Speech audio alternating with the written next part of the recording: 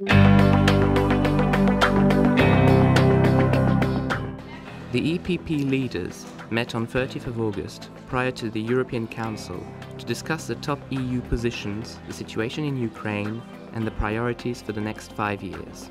The European Council unanimously appointed a well-known and successful EPP leader, the Prime Minister of Poland, Donald Tusk, to succeed Herman van Rompuy as the next President of the European Council.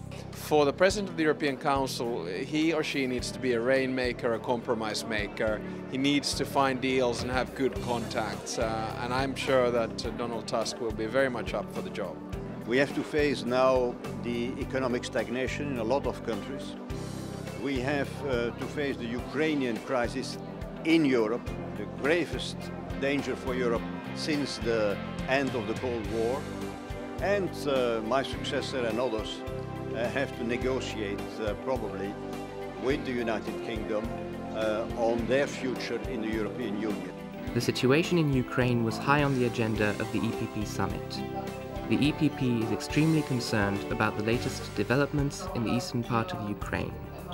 The Ukrainian President, Petro Poroshenko, exceptionally attended the summit. Es fundamental que se respete la integridad territorial de Ucrania, que se respete la Constitución y las leyes y que se respete la soberanía nacional de Ucrania. When we are looking to European Union, we understand that really it's EPP very specific and historical role to be very tough and very effective and also very constructive during this quite a difficult time. The EPP summit was also an opportunity for the EPP leaders to outline the EU priorities for the coming years. The future strength of Europe's economy has to be a central focus of both the European Council and the new European Commission.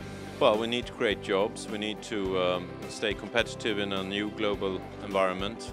I think the trade negotiations going on with the United States, but also with other parts of the emerging economies of the world, is clearly very important to all of Europe. To reform, to create competitiveness is the main task for the years ahead.